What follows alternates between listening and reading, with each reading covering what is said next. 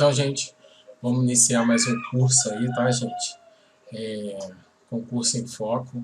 Antes de mais nada, deixa o seu like, se inscreva no vídeo, curta o canal, compartilhe o vídeo. Vou fazer uma aula aqui de Direito Penal em relação a princípios. Uma aula atualizada. Eu já tenho uma aula de princípios, mas essa daqui ela está um pouco mais fechadinha. Mais para nível superior. Então, para você que vai fazer o concurso do TJ, da Polícia Federal, Polícia Civil, de qualquer estado aí, foca na aula, bons estudos e segue o canal. Concurso em Foco, resolvendo questões da banca CESP, que é uma banca que ela abarca doutrina, jurisprudência e a letra da lei, e direito penal, princípios. Então, nós temos aqui, gente, o princípio da alteridade. Então, vamos analisar princípio por princípio, vamos quebrar todos os conceitos de cada princípio, gente, para a gente chegar na hora da prova e não ter nenhuma dúvida, tá? Princípio da alteridade, nós temos que entender esse princípio. Então, autolesão, precisamos de palavras-chave. Então, não é possível punir a autolesão, não podendo o agente cometer crime contra si mesmo. Então, o princípio da autoridade, a pessoa não pode cometer crime contra ela mesma. A autolesão, ela não é punível. Então, ó, não é possível punir a autolesão. Falou em autolesão, princípio da alteridade. Alteridade. Não podendo o agente cometer crime contra si mesmo. Só é punível o comportamento aquele que importar lesão ou ameaça a bem jurídico de quê? De terceiro, e não do próprio autor, entendeu? Então, ó, só é punível o comportamento que importar lesão ou ameaça a bem jurídico de terceiro. Princípio da alteridade. Assinala que para haver crime, a conduta humana deve colocar em risco ou lesar bens de terceiros. Então, ó, deve colocar em risco ou lesar bens de terceiro. E é proibida a incriminação de atitudes que não excedam o âmbito do próprio autor. Então, o princípio da autoridade, ideia de autolesão, que não é punível a autolesão, que deve se importar com a lesão, né? O comportamento que importar a lesão ou ameaça do bem jurídico de terceiro. Princípio da alteridade. Seguindo. Próximo princípio, tá, gente? Quebramos o princípio da alteridade. Próximo princípio. Princípio da intranscendência da pena. Esse princípio, ele tem 3 nomes. Então é bom a gente se ligar nesses nomes aí, porque pode vir um ou outro. Então, o princípio da intranscendência da pena, ou da responsabilidade pessoal, também cai bastante, ou da pessoalidade. Então, o princípio da intranscendência da pena, da pessoalidade ou da responsabilidade pessoal. Beleza? O que diz esse princípio para a gente? É um princípio constitucional. Nenhuma pena passará da pessoa do condenado. Então, ó, nenhuma pena passará da pessoa do condenado, podendo a obrigação de reparar o dano e a decretação do perdimento de bens ser, nos termos da lei, estendida aos sucessores e contra eles executadas até o limite do valor do quê? Do patrimônio transferido. A pena não passará da pessoa do acusado. Olha aqui, ó. A pena, ela não passará da pessoa do acusado. Por quê? Nenhuma pena passará da pessoa do condenado. Ninguém será responsabilizado pelo fato de outra pessoa. Somente o condenado é que terá que submeter a sanção que lhe for aplicado pelo Estado. Então, seguindo. Todavia, se estivermos diante de uma responsabilidade não penal, uma responsabilidade civil, como a obrigação de reparar um dano, nada impede que, no caso de morte do condenado, e tendo havido a transferência de seus bens aos seus sucessores, estes respondam até a força que é, até o limite da herança. Responde com os bens, até o limite da herança. No entanto, esse óbice não alcança a obrigação de reparar o dano e a decretação do perdimento de bens, que nos termos da lei, pode ser estendida aos sucessores e contra eles executados, até o limite do valor do patrimônio transferido. Beleza? Então, penalmente não pode, mas civilmente pode se transferir essa reparação. Beleza? Que princípio é esse? É o princípio da intranscendência da pena, da pessoalidade ou da responsabilidade pessoal, que diz que a pena ela não passará da pessoa do condenado. Beleza? Seguindo. A lei penal ela deve ser taxativa. Esse é o princípio da taxatividade, gente. Vamos nele lá, o princípio da taxatividade. A lei penal deve ser taxativa. Então você precisa criar algumas palavras, um mapa mental, para você ter em mente o que a palavra relaciona a cada princípio. Precisa e completa. Então a lei penal ela precisa ser taxativa, precisa e completa, delimitando expressamente a conduta incriminadora. Então ela delimita a conduta incriminadora e deve ser expressa.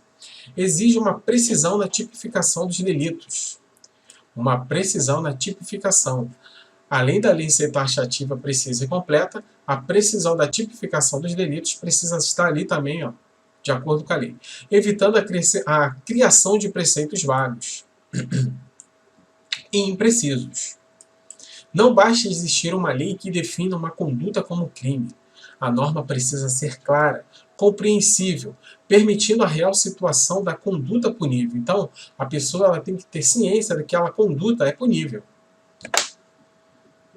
O princípio da taxatividade, também chamado de princípio da determinação, não cai muito, mas é bom saber, não está expresso em nenhuma norma legal. Ele não está expresso em nenhuma norma legal.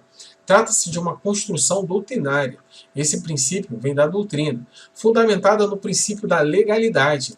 Então, ele não é um princípio autônomo. Ele decorre do princípio da legalidade. Então, o princípio da taxatividade não é um princípio autônomo, tá, gente? Ele decorre, ele vem do princípio da legalidade. Ele é um dos princípios decorrentes do princípio da legalidade, o princípio da taxatividade. A lei precisa ser taxativa, precisa e completa.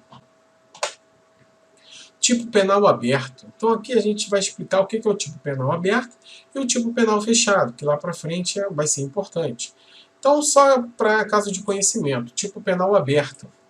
É o tipo penal, por outro lado, é aquele incompleto, demandando do intérprete um esforço complementar para situar o seu alcance. Ao estabelecer no parágrafo 3º a pena de detenção de 1 a 3 anos, se o homicídio é culposo, o artigo 121 impõe ao aplicador da lei que explore os conceitos de culpa para apurar se a conduta se adequa ao tipo penal. Nota-se que o tipo penal aberto não se confunde com a norma penal em branco. Então, ó, o tipo penal aberto e a norma penal em branco, em que a complementação não é interpretativa, é normativa. Então, nota-se que o tipo penal aberto não se confunde com a norma penal em branco, em que a complementação não é interpretativa, mas normativa. A norma penal em branco, a complementação ela é normativa, enquanto que o tipo penal aberto, a complementação ela é interpretativa. Beleza? É espécie de lei penal incompleta. Então, a lei penal em branco, ó, o tipo penal aberto, né? O tipo penal aberto é uma lei penal incompleta. Que depende de quê? Depende de complemento.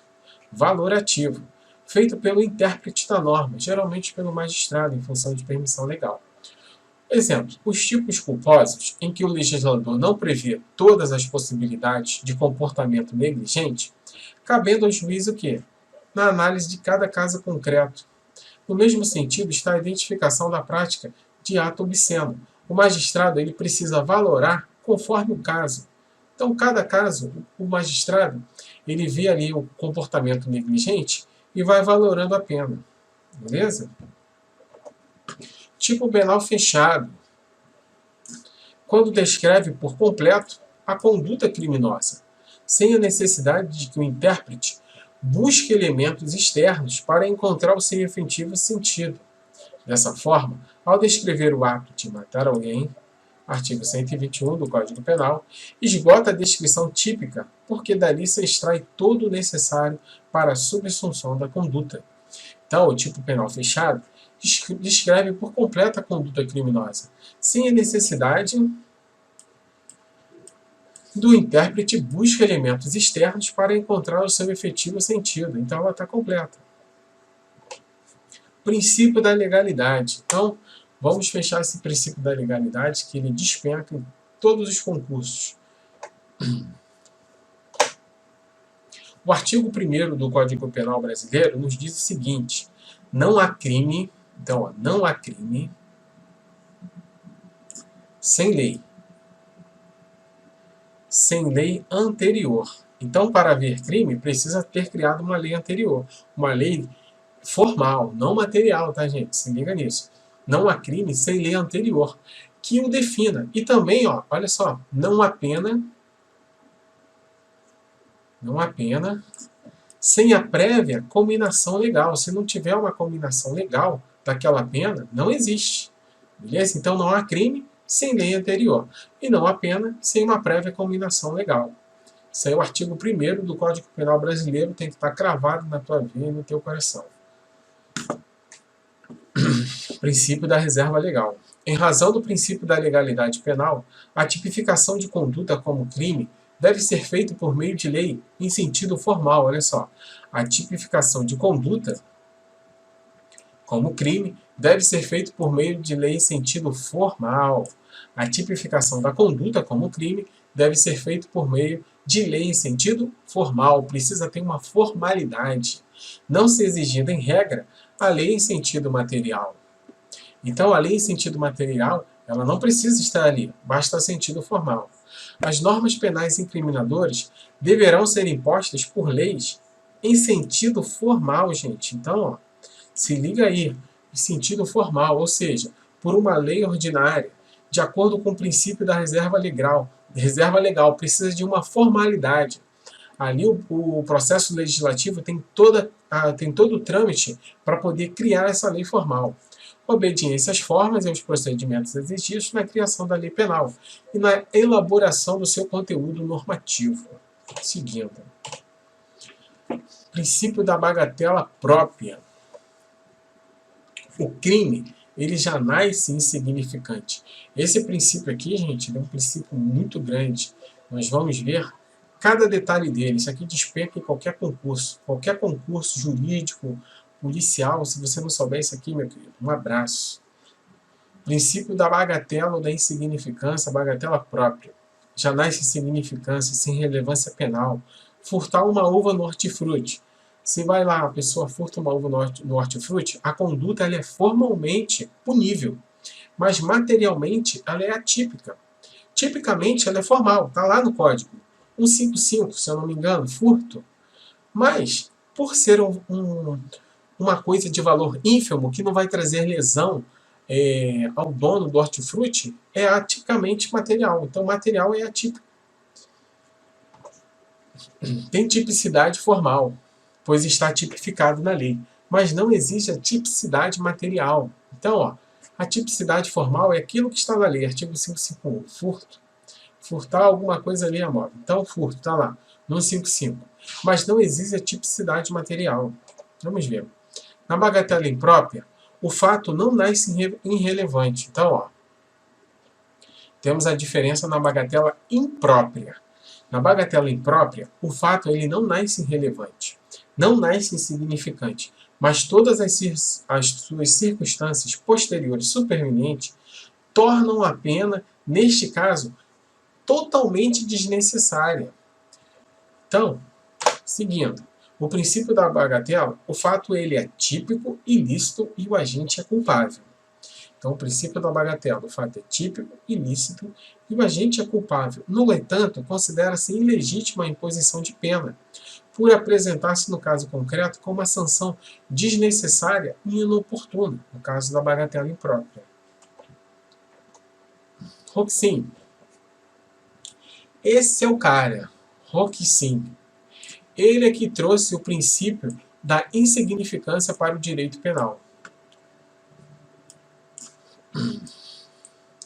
E a causa de atipicidade material. Roxin, ele trouxe para o direito penal o princípio da insignificância.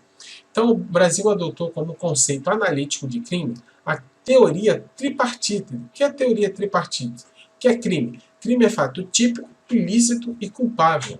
Essa é a teoria tripartita, é o conceito analítico de crime. Então, crime é fato típico, ilícito e culpável. Vamos destrinchar cada palavrinha dessa para a gente poder entender o princípio da insignificância. Seguindo.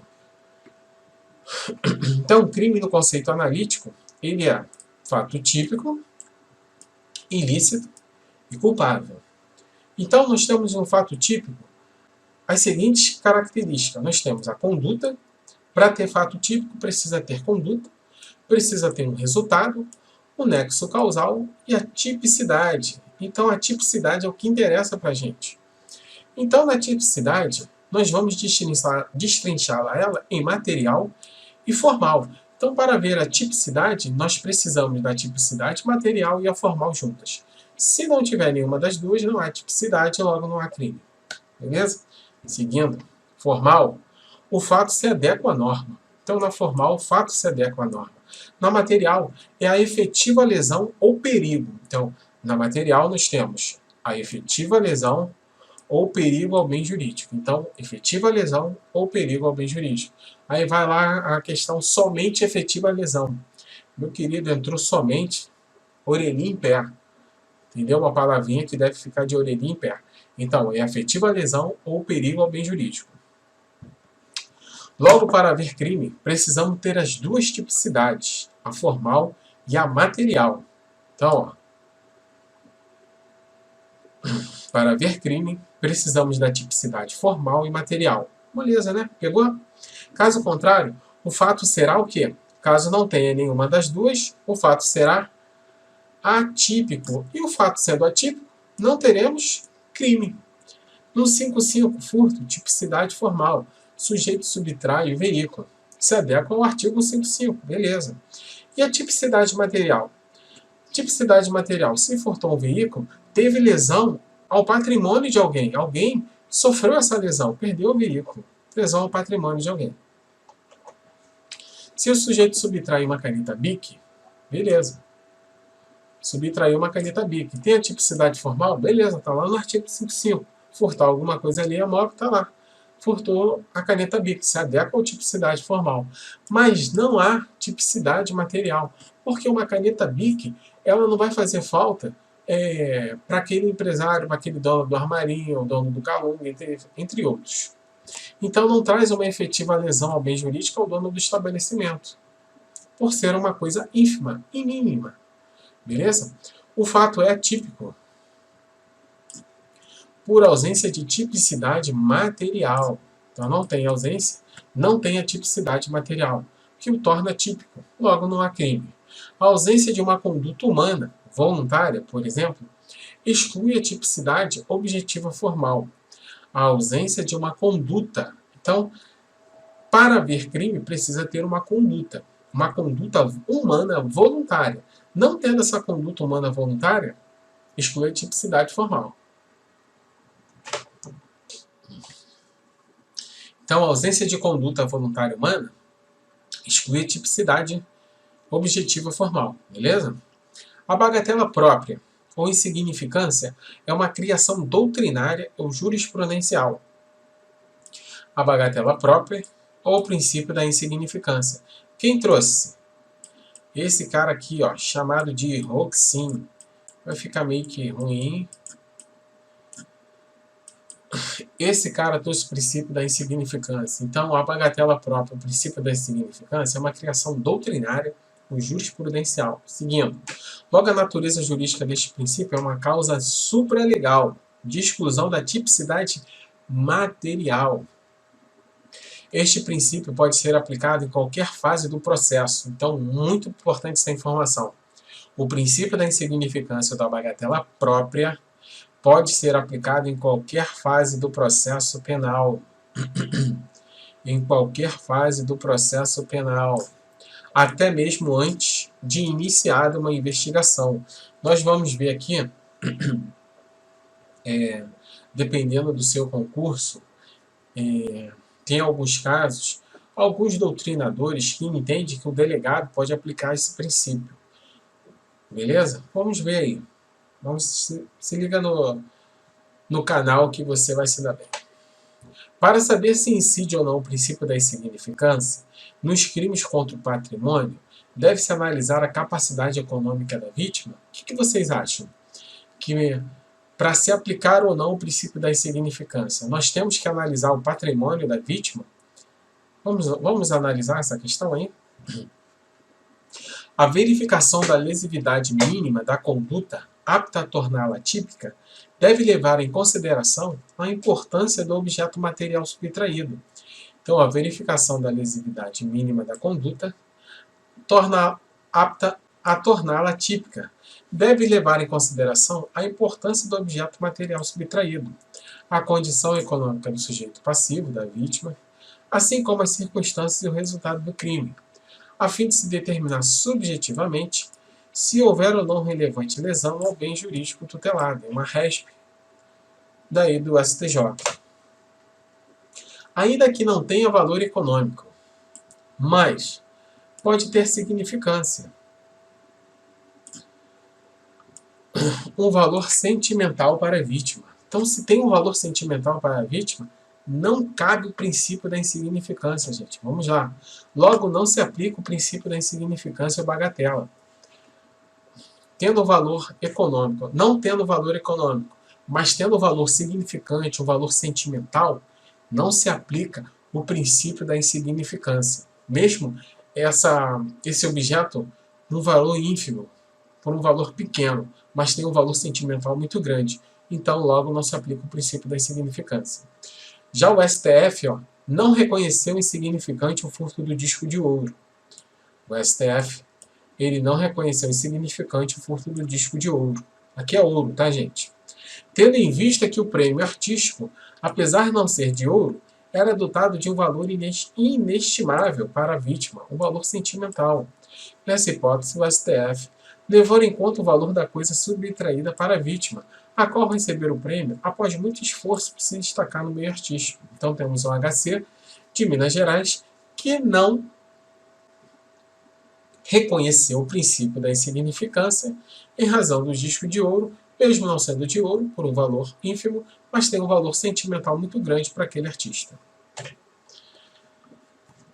Não se aplica o princípio da insignificância. Então nós temos aqui 4 características que não se aplicam ao princípio da insignificância. Vamos lá. Tendo um valor sentimental para a vítima. Tem valor sentimental para a vítima? Não se aplica. A condição econômica da vítima. Dependendo da condição econômica da vítima, por que dependendo da condição econômica da vítima? A vítima tem digamos, um rádio de pequeno valor lá, mas é a única coisa mais cara que ele tem. Ele trabalha informalmente, o rádio é a coisa mais cara que ele tem e para ele se manter atualizado. É uma coisa ínfima, mas que para ele, que ganha ali um certo valor, aquele rádio ele tem um valor econômico alto. Então você tem que analisar o valor de acordo com cada pessoa, de acordo com cada caso concreto. Pode ser ínfimo para um, mas para outro não. As condições pessoais do agente. Um PM subtrai um sonho de valsa no mercado. Se ele é um PM, ele ganha bem, ele é um oficial da lei, está ali para reprimir o crime. Ele faz comete esse delito, logo não se aplica o princípio da insignificância em relação às condições pessoais do agente. Não se aplica o princípio da insignificância. Por quê? Porque ele podia comprar aquele sonho de valsa. Beleza? As circunstâncias do crime. Então, roubo de uma bicicleta de um desempregado. O cara tem uma bicicleta, ele trabalha informalmente entregando quentinha. A bicicleta é o único bem que ele possui de grande valor. Ele está ali com aquela bicicleta para poder trabalhar e vai e rouba aquela bicicleta, mesmo que seja por um valor ínfimo, que seja caidinha, mas que para ele tem um valor fundamental, é o trabalho dele. Então, as circunstâncias do crime, roubo de uma bicicleta, desempregado, único bem de valor que usava para trabalhar informalmente. Então, as características que não se aplicam ao princípio da insignificância.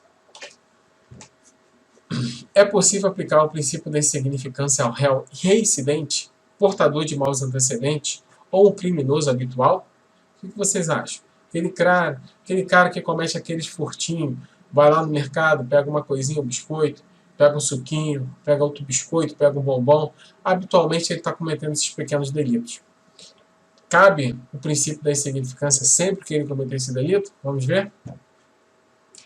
O STF, ao analisar o tema, afirmou que não é possível fixar uma regra geral. Então, o que entende o STF? Que não deve analisar, não tem como aplicar uma regra geral em relação a isso. Precisa analisar cada caso.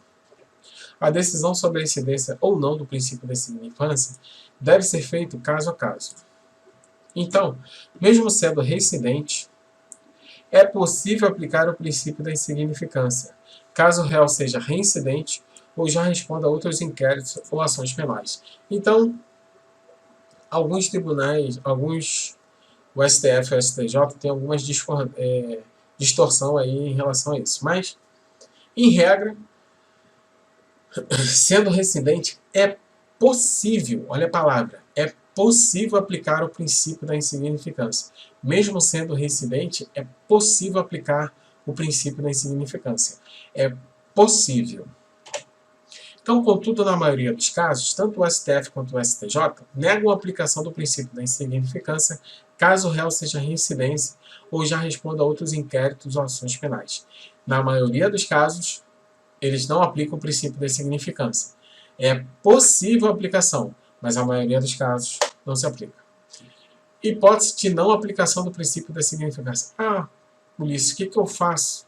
Então você tem que analisar a pergunta, porque é possível a aplicação do princípio da insignificância para réu reincidente. É possível, mas o STJ e o STF vem negando de imediato isso, mas é possível. Então, hipótese de não aplicação do princípio da insignificância. Então, de não aplicação. Posse de drogas para consumo pessoal. Meu querido, posse de drogas não cabe o princípio da insignificância. Está lá no artigo 28 da Lei de Drogas. Se está no artigo da Lei de Drogas, não cabe o princípio da insignificância. Senão esse artigo cai por terra. Então, não se aplica o princípio da insignificância aos usuários de drogas.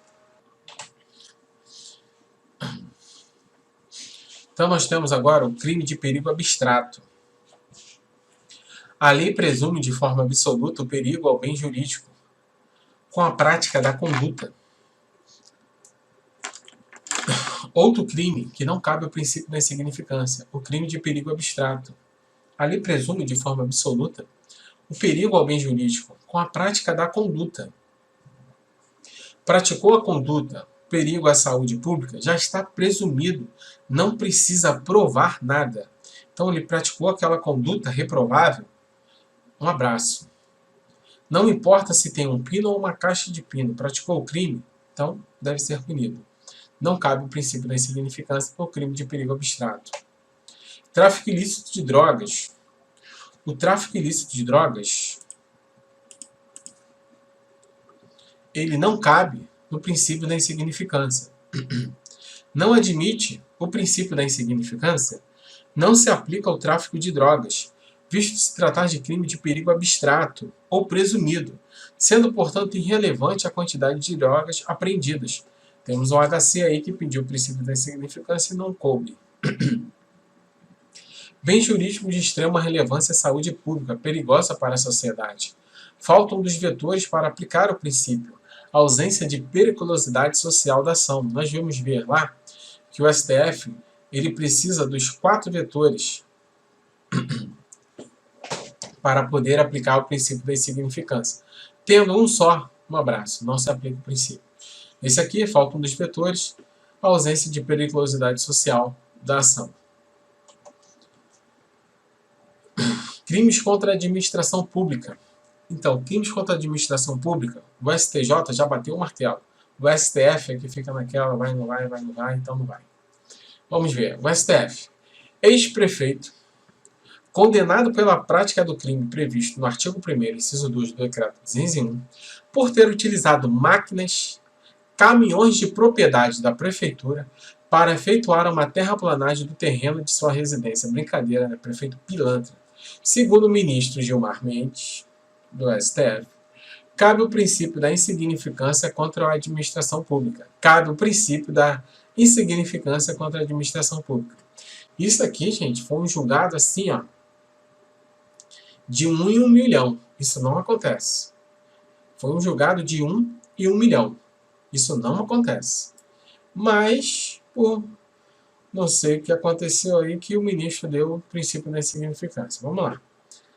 Apropriação por carcereiro de farol de milha que guarnecia uma motocicleta apreendida. Coisa estimada em R$13, resto furtivo de valor insignificante. Periculosidade não considerada do agente. Foi considerado um crime de bagatela aplicando o princípio reconhecendo a tipicidade material. E, em regra, não é aplicado, mas nesse julgado aqui, o STF ele tem essas... Cabe, não cabe, entendeu? Vamos lá. No STF, há divergência em relação ao princípio da insignificância para os crimes contra a administração pública.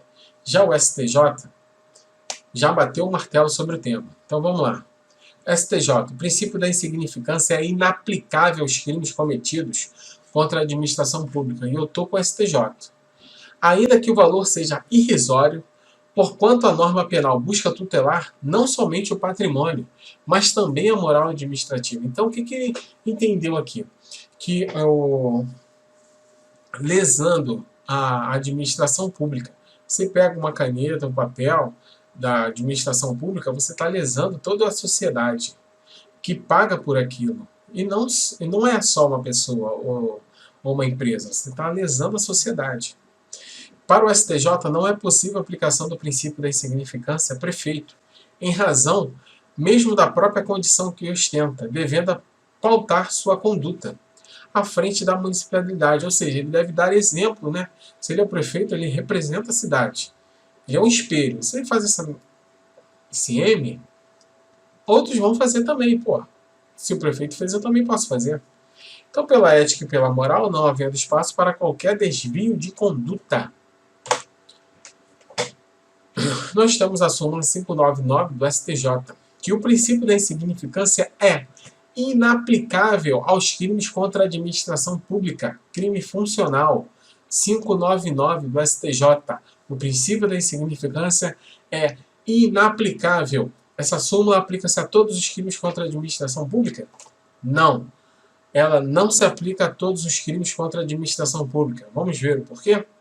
Embora o texto da súmula se refira genericamente aos crimes contra a administração pública, parece-nos que sua incidência deve se concentrar nos crimes funcionais. Essa súmula se concentra nos crimes funcionais. Em primeiro lugar, porque é no entorno desses crimes que a moralidade administrativa é mais atingida.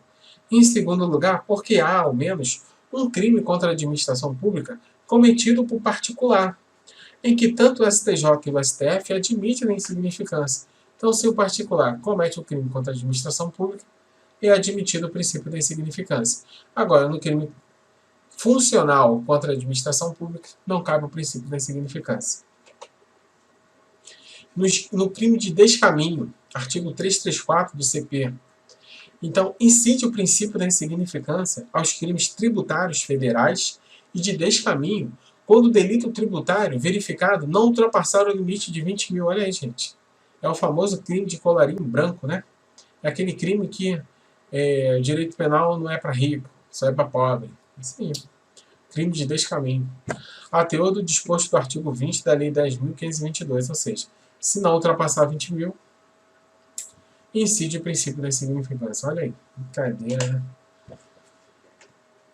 Crimes cometidos em situações de violência doméstica, princípio da insignificância, não se admite, em hipótese alguma, de acordo com a súmula 589 do STJ. Ele é inaplicável o princípio da insignificância nos crimes praticados contra a mulher. Não existe isso. Não cabe o princípio da insignificância nos crimes contra a mulher, no âmbito das relações domésticas. Inaplicável. Não é aceito. O reduzido grau de responsabilidade do comportamento da gente. Então aqui, ó, não vai ter o reduzido grau de responsabilidade do comportamento da gente. Mari. Nós temos lá a Mari. Então o R, de reduzido grau de responsabilidade do comportamento da gente. Show? Seguindo. Teoria da tipicidade conglobante de Raul Zaffaroni. A teoria da tipicidade conglobante de Raul Zaffaroni funciona como um verdadeiro corretivo da tipicidade penal, posto que considera que essa antinomia deve ser solucionada pelo próprio ordenamento jurídico. A simples acomodação do comportamento do agente ao tipo não é suficiente para que possamos concluir pela tipicidade penal, uma vez que esta é formada pela conjugação da tipicidade formal ou legal com a tipicidade conglobante. Voltando aqui então, a simples acomodação do comportamento do agente ao tipo não é suficiente para que possamos concluir pela tipicidade penal, uma vez que esta, a tipicidade penal, é formada pela conjugação da tipicidade formal com a tipicidade conglobante. A tipicidade conglobante surge quando comprovado, no caso concreto, que a conduta praticada pelo agente é antinormativa, isto é, contrária à norma penal, e não imposta ou fomentada por ela, bem como ofensiva a bens de relevo para o direito penal, tipicidade material. Então, a tipicidade conglobante surge quando comprovado, no caso concreto, que a conduta praticada pelo agente ela é antinormativa, isto é, ela é contrária à norma penal, e não imposta ou fomentada por ela, bem como ofensiva a bens de relevo para o direito penal, tipicidade material. Para essa teoria, a tipicidade penal é constituída pela junção da tipicidade formal mais a tipicidade conglobante, que a tipicidade formal é o modelo abstrato da lei, e a tipicidade conglobante ela engloba a tipicidade material e a antinormatividade. Então, a tipicidade conglobante ela tem a tipicidade material mais a antinormatividade. Antinormatividade seria toda conduta contrária às normas e às suas determinações. Então, a antinormatividade é a conduta que o agente faz contrária à lei. Dentro da teoria de Zaffaroni, a antinormatividade constitui elemento integrante na tipicidade conglobante, que a tipicidade conglobante engloba a antinormatividade e a tipicidade material. Por sua vez, integra o próprio fato típico. Condutas que sejam fomentadas, originadas, provocadas, causadas pelas normas, não são consideradas antinormativas. Então, aquelas condutas que sejam fomentadas, a conduta que é originada, provocada pela norma, não são consideradas antinormativas. Na análise da tipicidade material, deve-se apurar se a conduta é realmente lesiva aos bens jurídicos protegidos pelo direito penal. Então, na tipicidade material, deve-se apurar se a conduta é realmente lesiva aos bens jurídicos protegidos pelo direito penal. Para tanto, considera-se que a finalidade do direito penal é a proteção dos bens mais importantes existentes na sociedade. Então, a finalidade do direito penal é a proteção dos bens mais importantes, mais relevantes na sociedade. O princípio da intervenção mínima, que serve de norte para o legislador na escolha de bens que serão tutelados pelo direito penal, assevera que nem todo e qualquer bem é passível de ser protegido, mas aqueles que gozem de considerável importância. O que ele está dizendo aqui que o princípio da intervenção mínima? Que nem tudo aquilo deve ser protegido pelo direito penal, porque existem outros ramos do direito que pode solucionar esse conflito. Assim, é pelo critério da tipicidade material que se afere a relevância do bem no caso concreto. Desse modo, para que se possa falar em tipicidade penal, é preciso haver a fusão da tipicidade formal com a tipicidade conglobante, que a tipicidade conglobante envolve a antinormatividade e a tipicidade material. Isso é a teoria conglobante. O delegado é o primeiro garantidor da legalidade e da justiça. Então, o delegado é o primeiro garantidor da legalidade e da justiça. É a autoridade policial que, desde o início da investigação, deve zelar pela observância restrita de direitos e de garantias dos cidadãos, o qual é visto como sujeito de direitos. A aplicação do princípio da insignificância pelo delegado de polícia é tema ainda controverso, tanto no âmbito doutrinário quanto no jurisprudencial. A própria aplicação do referido princípio independe de quem faça análise jurídica de cabimento ou não. Ainda não se encontra pacificado, tendo em vista os critérios de admissibilidade elencados pelas cortes superiores, serem eivados de excessiva subjetividade. Então, gente, está aqui, ó, o delegado pode aplicar o princípio da bagatela, o princípio da insignificância no inquérito policial ou antes dele, antes de iniciar o inquérito. Então, nós vamos ver isso aí no próximo bloco, o entendimento que vem mudando, gente, que o delegado ele pode aplicar sim, tá? Mas nós vamos ver cada detalhe, depende da banca. Então, nós vamos ver, gente, que aí que está se aplicando esse princípio aos poucos, dependendo da sua banca, se ela é garantista ou não. Então, nós vamos ver cada detalhe desse princípio aí, que é um princípio grande. Então, fique ligado no canal. Terminamos o primeiro bloco. Fica ligado no segundo bloco e até a próxima.